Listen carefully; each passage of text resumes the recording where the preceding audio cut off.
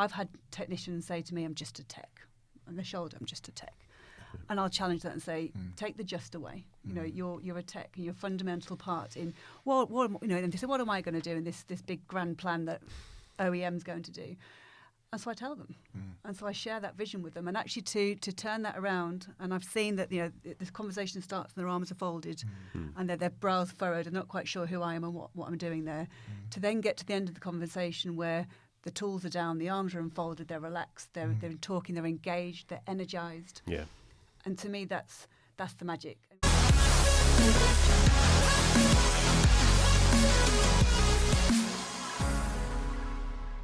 Hi guys, welcome back to the Armchair Show. I'm your host, Mark Ellis, and I'm joined today by four.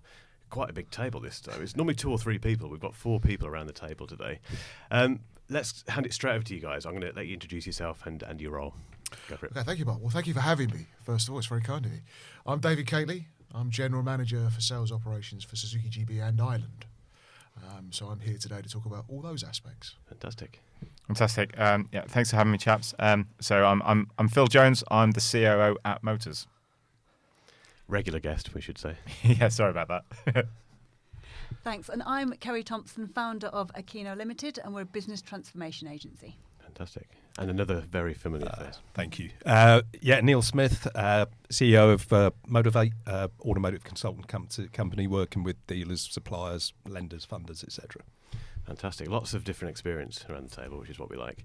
We're going to talk about operations today, which we haven't done for quite a while. We're always talking about marketing and all very cool stuff, but this is equally interesting. I think we can dig into it quite nicely. So, David, why do you do what you do? That's going to be the first question I'm going to put you on the spot Why do I with. do what I do? What an excellent question to open up, Mark. Thank you very much. Operations can be sort of scaled down into an insular thing, but it's not. It's made up of a wide range of aspects. So for me, in my role, it touches on retail, it touches on fleet, it touches on logistics, it touches on cost of ownership, residual value management, stakeholder management. So for me, the reason why I do what I do is a varied range and diverse range of aspects within my role. And that's what makes no day the same. And one of the real important aspects for that is team development. I love the idea of engaging with various stakeholders, having my own team, leading my own team, and seeing those people develop as well. So all those aspects really make me enjoy what I do. That's a great answer. Because operations is such a big word, isn't it? I think for anyone who doesn't work in operations, people think, what does it mean? What does it mean to you, Kerry? So for me, really, it's everything that's fundamental to the business. So it's everything from the operational realities of the business. We were talking earlier, weren't we, David, about that, about the importance of the people part of that operation as well, but then also logistically making it happen. And it's bringing all that together, which is why, as you say, David, it's no day is the same. No, definitely and not. bringing all that together, really to be that conductor of the orchestra, but also having to play the instruments at times as well, Yeah, definitely. is really important. And I think for me personally, the work that Neil and I do in particular together in this field is all about getting your sleeves rolled up and getting involved in the operation reality as well to make it work. Is that why you do what you do? Do you like that part of it? Is I that really do, yeah. I mean, in terms of what we do at Aquino is that the question of what do you do at Aquino, I always say we start with the strategy and the vision. So we start with what some people could call the theoretical stuff, the pretties, the PowerPoints, the visionary stuff, which is all really great and so important because we all have to know where we're heading to. But then it's the sleeves rolled up, and that's, I guess, is our differential. It's absolutely, we love to do that the visionary stuff and the strategic stuff, but then actually sleeves rolled up, just like we were doing together on site yesterday, Neil and I, with the dealership in the thick of it and getting involved, and that's what I really enjoy. Is it the same for you, Neil? Is it about getting your sleeves rolled up?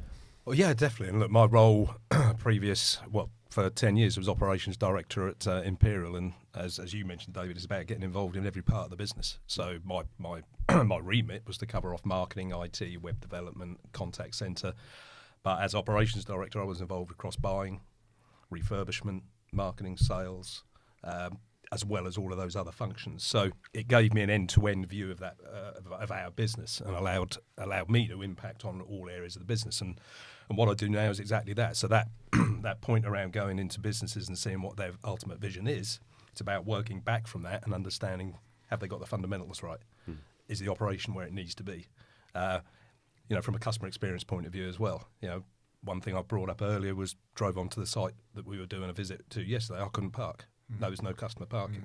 So experientially, all of a sudden, from a customer point of view, that's not working. So and it's about making a difference. You know, we can lead the dealers, we can lead a horse to water, but we need to have people working with us in the dealerships that are going to action some of what we suggest. Not everything, but some of what we suggest to try and improve that operation. And you're experiencing it firsthand, like you say, which gives you Correct. that unique thing. What about yourself, Phil? Why do you do what you do? I know it's a slightly different role in terms. Yeah, no, it's I mean, but you know, although we're sort of, I guess, a media company and an advertising business, like the fundamentals are still the same. So in my role, I have kind of the sales team, but kind of also kind of commercial operations and some other bits under me. But you know, Neil talks about fundamentals, and I think that's really, really important because those fundamentals are, you know, you're making all these brand promises, like whether it's kind of us as an advertising business, as Motors or as Suzuki or something, making these brand promises. Someone's producing the product, so our product and tech team are making the website, which generates the leads, and you know, the same way kind of manufacturers producing the cars or sourcing the cars. Actually, it's about that then actual delivery, right? And getting those fundamentals right then unlocks the other thing around the team, because team or people, I'd say in general, are kind of the biggest frustration, and also the biggest like delight at work, because when you get it working, this stuff just amplifies and it just like kind of runs smoothly. When it's not going wrong, it always starts with team engagement. So it's really like just really interesting to try and get it working, because it's sort of binary. It's kind of working or it's not. And finding those little frustrations, and you know, the smartest people I've worked with, the senior people, have just had that kind of sixth sense of going, that's broken. Or I need to probe there, and just go in, and you know, that's kind of one of the things you try to bring to it, going, what's there? And you know, one of the advantages is to be outside in and going, have you put yourself in the shoes of a customer? Because we all get busy, like everyone's busy at work, but actually just try and bring it back every day to those fundamentals, because every day you have to deliver on those basics. Yeah. It's a great point, Phil. Sorry if I could just add. I think all these points are great, and everybody's made those in this part now. But for me, the ultimate thing is the thrill of succeeding, because we all do this, and we all do the fundamentals, and we all do the basics, and we all try and start with the whys and the hows and the whats. But the delivery and the success of delivery, and seeing people's enjoyment in that's the real reason that gets me out. What are the challenges though with that, David? What kind of, like you said, that gets you out of bed in the morning, but we all hit these throughout the day, don't we, at some stage? What are some of the biggest challenges that you experience as part of your role? I think Phil's made probably, there's most of the challenges are either stakeholder management and your team's belief and engagement. So I think there's always the little frustrations that come in. So from an OEM, that's why I've got ultimate respect for some of these guys that've got their own businesses and operate. I mean, you could say I've got a safe haven I work with at an OEM, I've got a senior role with an OEM, I've got safety, but there are frustrations that come with that, like head office frustrations, Japanese aspects, because there's different cultural aspects as well. I think on the ground though, it's our job to implement on the ground locally. And for me, what I've learned over the last few years is people. People are so important to this business. And the communication to people, setting the plan, setting direction, unleashing that team potential, because they're going to help us get there. And then once we've done that, succeeding together. And I think the challenge of just setting that direction, unleashing team potential, because not everybody gets on, and you have to then gel that together. And people have to have trust. Then you have to be able to engage in constructive conflict and challenge each other, but in a respectful manner, which then leads to commitment, accountability, and in-turn results. So if we can do all those 5 things and get past those, that's where the true magic happens, I think. Yeah, like you say, people are the greatest asset, but they are the greatest challenge. Yeah, Phil made the point. I think it was a great quote, actually, to be honest. They are the biggest aspect, but they can be sometimes, obviously, very challenging. Yeah. Do you know what, to add to that, I think it could be relentless as well. Like, you have to celebrate the wins. That could be really hard, because I don't think we ever thank people. We don't thank people enough when we go, we've done this, because you go, there's so many things to do, and it's never perfect. It's like painting the Severn Bridge. Like, you've always got to be going back. Yeah, absolutely. But you know, one of the kind of points of advice is like celebrate, like recognize those wins. But it's from a training courses on it. You know, do it unconditionally. Don't go, that was great, but if we'd done this, like have the celebration, leave it, you know, and then focus on kind of the next thing. Yeah. From your point of view, Neil, you mentioned the that story where you entered a car park without a car parking space. That's obviously a smaller, relatively small thing. But do you think that kind of hints at a bigger challenge that you encounter? Yeah, I think it's a marker for what you're going to encounter when you get into the business, And look, dealers will, and we face this all the time. You'll be overstocked at some stages, and you'll not have room to put your stock on site. We would push that off site. Then we'd always ensure that and it does seem like a small thing, but what it will do is turn customers off when they first arrive at site. If we had a busy day and all the car parking spots were filled on a Saturday, you'd see customers drive in and drive out because there was nowhere to park. But it does, I think, start to hint then at maybe other areas in the business that need attention.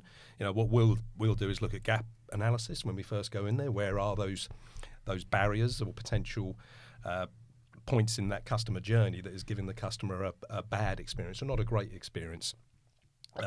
Look, since 1994, I've been quality manager, so I've run process systems, process flow systems, ISO 9000, ISO 9001.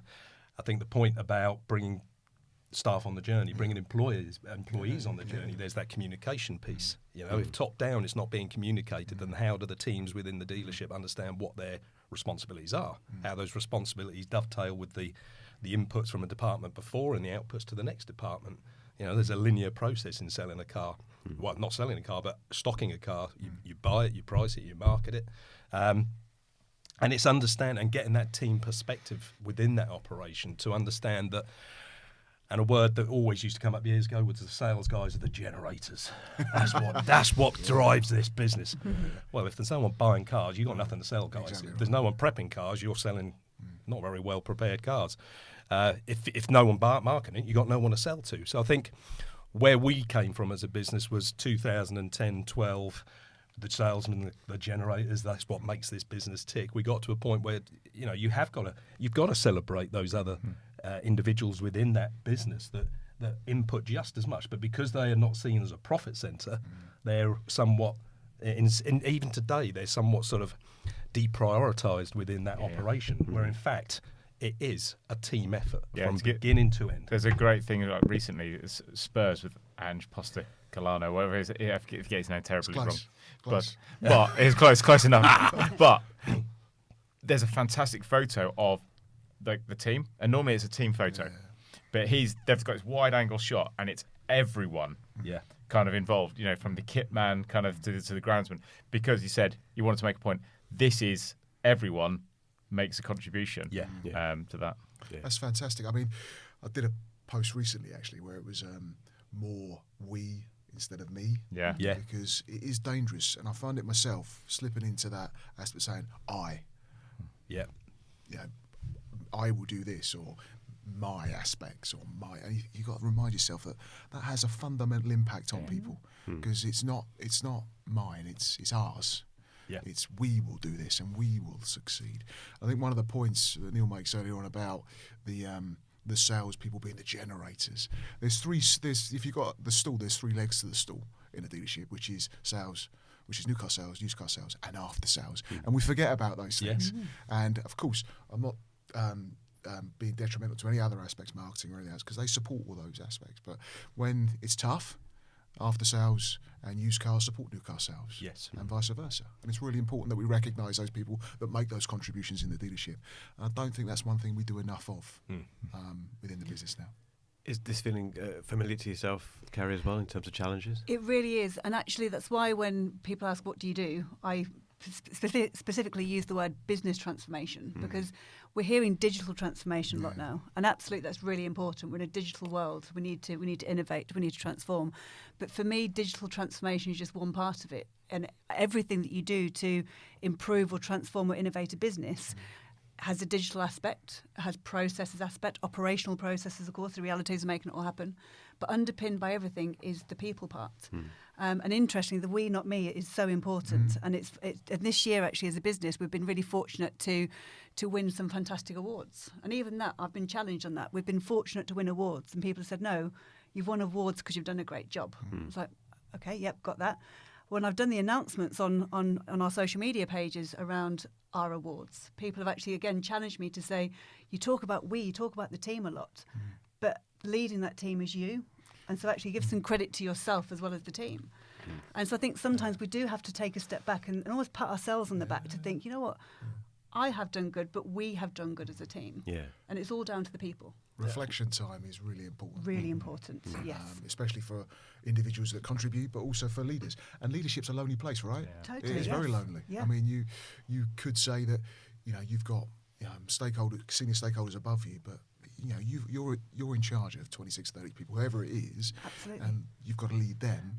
But then who leads you and who supports you? And I think for our industry, I think car sales in particular, I remember giving Neil nightmares with this statement. Every month you start with 0. Yes. Yeah. Yeah. A lot of other businesses, as an advertising business, there's this kind of subscription element to it. And I think Neil kind of almost marched me out of his office when I sort of said, the worst thing that could happen is no one turns up to buy a car today. That probably won't happen. But every day. And so that goes to that relentlessness about that fight. And, the trick is, how do you kind of make this thing kind of work on itself? It becomes almost like an organism with itself, where everyone's kind of contributing, but no one is kind of super key to it. And this is it's beautiful when you kind of see it all come together, and it can be really challenging to fix it when it's not quite there. But I feel for car dealers, the most transformation we saw was in COVID, and actually one through necessity, but it also allowed people some time to kind of reflect and start thinking about it. And then very quickly we're back to, right, what's this month's target and what's this? And you ask them, where are you going to be in 2 years' time? They're like, I'll get through this month and then I'll worry about it. And I think that's a real challenge for our industry, of like how you get that right layer of someone thinking 1 year ahead, someone thinking 3 years ahead, but also your salespeople thinking that week. Yeah, and I think you're right. Look, it is right now very short term. With all the fluctuations and the volatility in the market, it's short term. It is about getting through this month. It's about not losing too much money on your used car stock because prices have plummeted for 7% in 2 months. Yeah, I won't labour that point, but that's the reality, And I think your point around painting the fourth bridge is 100%. Quality management systems, process-driven systems. Yeah, there's got to be flexibility in them, but it's about continuous improvement and incremental improvement across that whole operation. Yes, I think, again, great points. I think from a manufacturer perspective, you can sit in an ivory tower and not recognise the market. So for us as a business, Suzuki, we collaborate quite well with our networks. We speak to them a lot.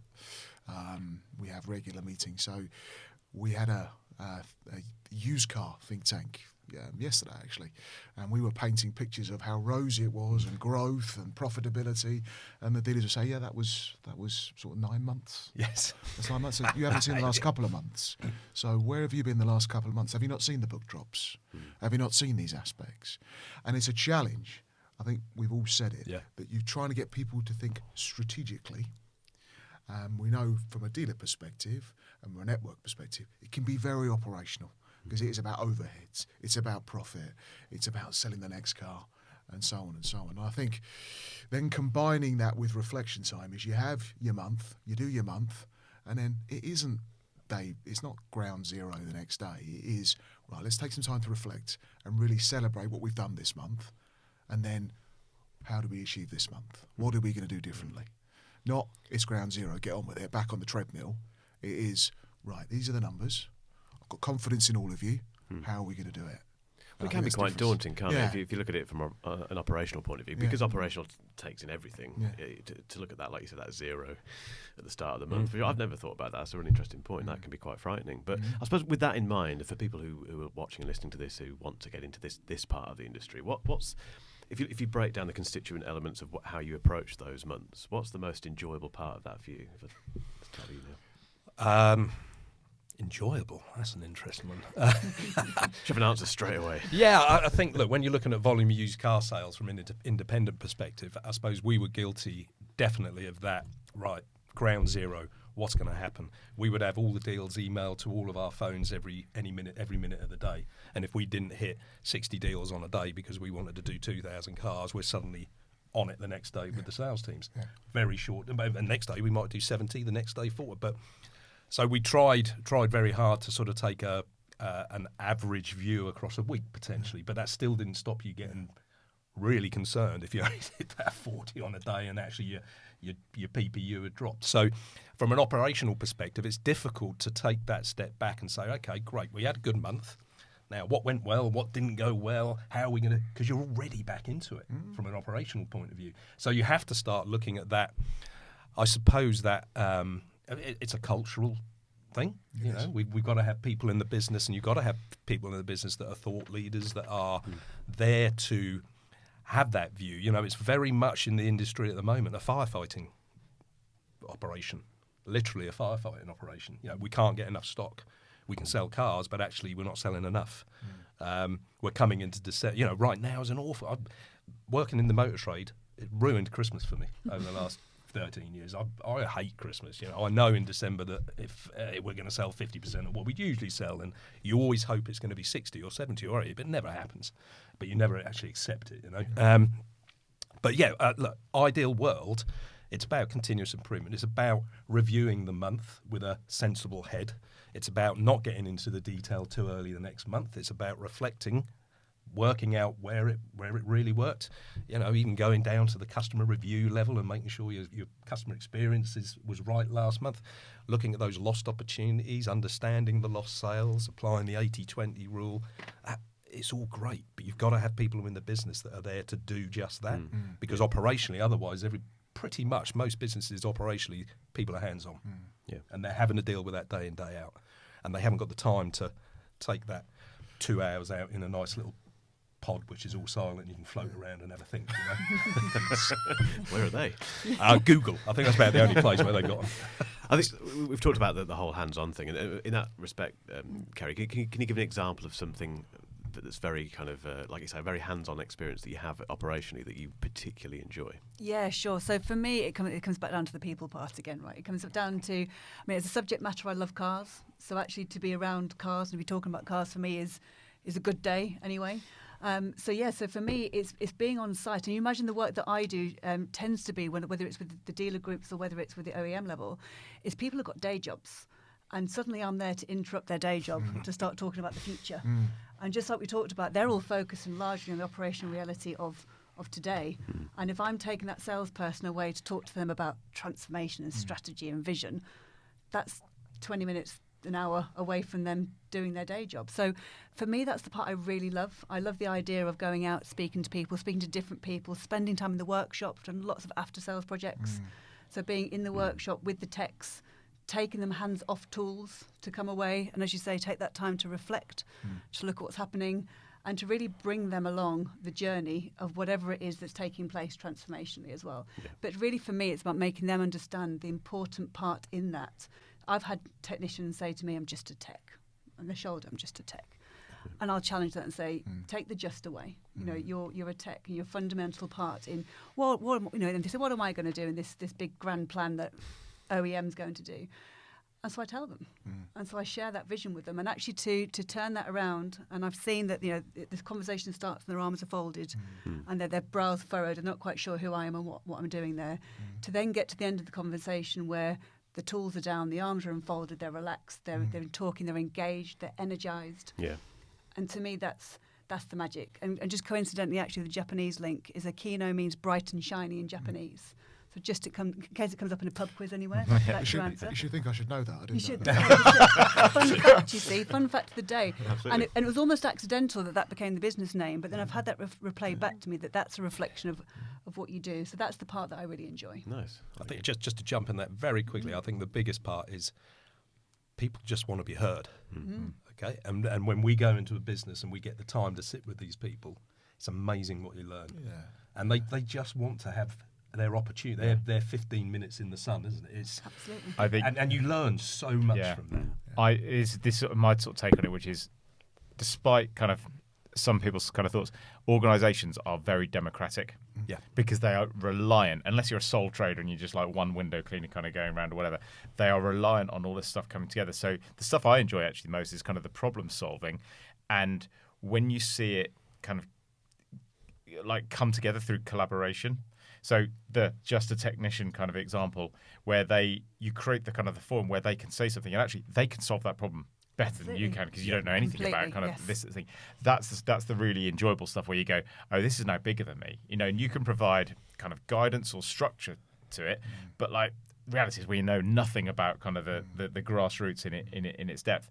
But you're creating those forums, so you get away from the just, and you kind of create this thing, and it solves itself, and it grows bigger than you, and sort of many hands makes light work. But that's the really enjoyable thing where you're like, well, I'm not sure what I did in this, but suddenly it's bigger than I've had a grand idea. Great fun. I think the one thing, there's a couple of things with this, and I've listened to all this, and it's, I'm not sure about this, and it's zero again. I've got to start again. Right, so we got a plan. We now understand our plan. We then have the roles and responsibilities within that plan. So everybody understands their roles and responsibilities, and they've had the chance to wear those aspects. So all examples given, technician, I don't know, everybody plays a key part in the success of the business. Now that sounds a bit cliche, because like I say that once and it's like, well, what do you mean by that? But it's about repetition.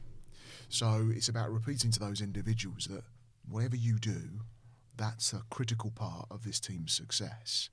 And that is high-level comms, the plan, roles and responsibilities, And lastly, the real thing is seeing that all succeed and hitting plan. Because all the hard work's been achieved and you've done it. And if you don't do it, we've achieved as a team, but we haven't achieved. So what are we going to do differently? I need you to tell me, because you're the specialists, and then we can work together to achieve that. And I think those are the real things. So the success aspect, seeing it all come together, is why I'm really in the business, I think, from an operations perspective. Yeah, I think and also you've got to feel what you contributed to that individually, haven't you? And that's why a lot of people struggle with, I suppose. It's a big part of why, if I may, is that lots of the work that I do, and again, whether it's OEM-led, whether it's dealer group-led as well, is I encourage actually that when I go out and do these investigative pieces with people on the ground, that I also have that option to have the follow-up loop to go back. So it's exactly as you say. So I've spent some time with you, technician, in the workshop, and you've given me your really valuable insights, fantastic. And then we've done tick, whatever it has been. We've had the fanfare, we've had the celebration. What I encourage to do then is to go back to the same people and say, and here's what's happened, and here's what your contribution was. And even just the magic of a handshake and a thank you as well. Makes a big difference. That's a really good point. Yeah, really good point. What always interests me with these chats is the journey that people take from wherever they started in their career to where they are now. So just to kind of wrap this up fairly quickly, can you everyone just tell me where you started, what your first job, if you like, was, and then what was the key thing that kind of flung you into this world of automotive? Neil, I'll go for you first. Well, I started off as a print buyer in a printing company that manufactured transaction documentation for the motor trade. So it was a very weird entry into motor trade, and that was across 18 of the major brands. My time there was 25 years, ended up as marketing director for 10 years, dealt with the major brands, providing transactional documentation, service schedules, service repair orders, parts invoices. So had a view on that sort of transactional piece. Stepped away for that, moved, and that marketing piece was actually a sales role as well. So dealing with the NSOs, the national sales organisations, learning to network, understanding people, working with people across various different levels and across various different roles and responsibilities. So I suppose that gave, and the marketing aspect of that as well, gave me that sort of that career path, I suppose. And then moved into creative agency, picked up an account back in the day, which was developed the first website for Imperial Cars when they were a small web company, took on their marketing and then got involved in that company on a hands-on basis and transferred across. So strange route in, but links to the motor trade throughout. So I suppose it was I never anticipated doing what I do now.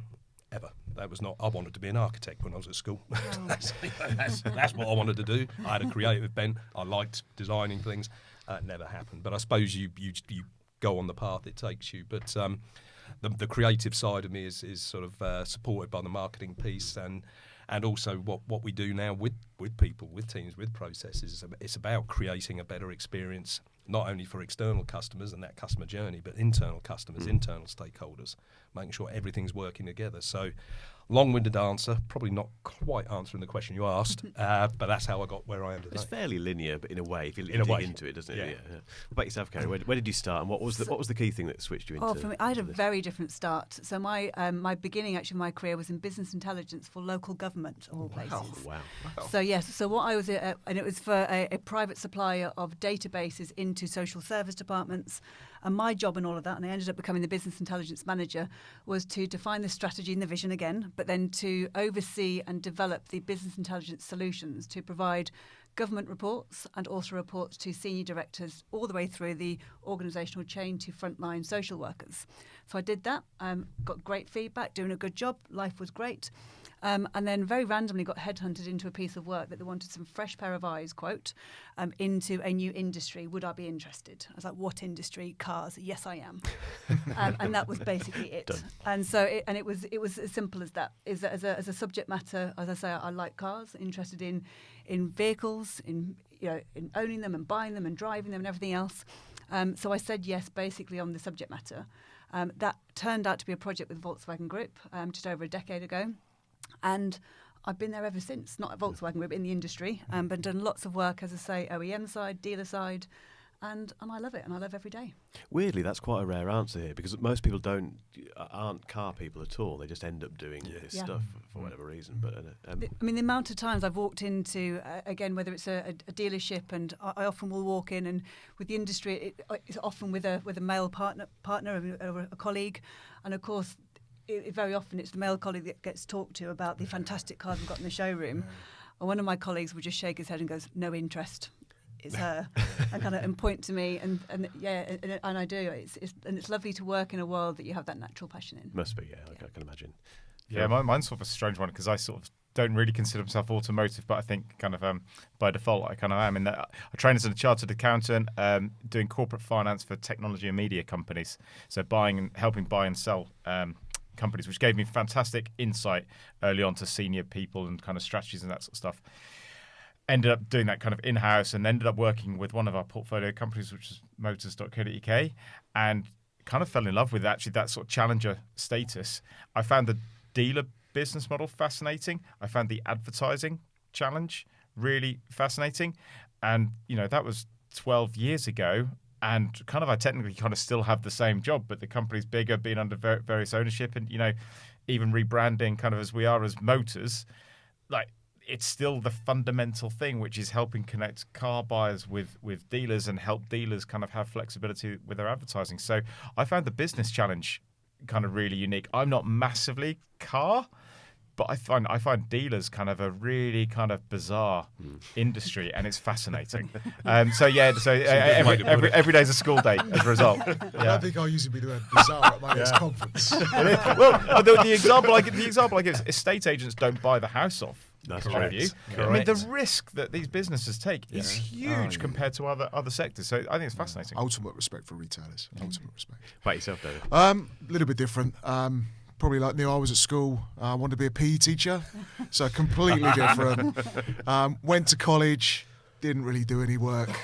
My dad sort of got me by the scruff of the neck and said, "You're going to work," because he wasn't want to invest in anything else. So I started off as an apprentice parts person at a Ford dealership in Sussex. And then I spent some time there and service into sales. And this was all there for about 4 or 5 years. And then I moved into another couple of roles in Title. It's all dealer-based, sales-orientated based. And then I saw a job for Black Horse Finance, which I didn't realise was going to be an OEM finance role. So it was a Suzuki finance role. So that was 2003. So 20 years later, Suzuki Finance, regional sales manager, national sales manager, general manager operations, where I am now. So 20 years with Suzuki, and I've just progressed from there. So I've always been in the trade. That's very linear, isn't it? The most linear we've had. We've had one person who went from American football into the industry. I'm still waiting for someone to beat that. No. Clearly not me. No. Yeah. Regardless, fascinating stories. One of my guys. team did used to be a professional cricketer. Well, that's beating it. This is it. So We need to professional get cricketer into automotive. Let's get them in and get them into Yeah, absolutely. Yeah. I think it's just quite inspiring for people who watch and listen to this who want to get into the industry, because you don't have to take that. You don't have to be interested in cars. You don't have to want to be in the automotive industry. I think all of your journeys kind of prove that quite neatly, which is great. Guys, we have to wrap it up there, but it's been fantastic. Thank you very much for coming in. Thank you. Familiar faces and less familiar faces, but obviously we will have you back at some stage, I'm sure. Thank you. Thank you very much. Thank you Cheers. very much. Thanks, guys. Thanks. That wraps up another episode of The Armchair Show. Don't forget to like and subscribe if you've enjoyed what you've heard today. And if you've got any burning questions or topics you'd like us to cover next time, just drop us a comment.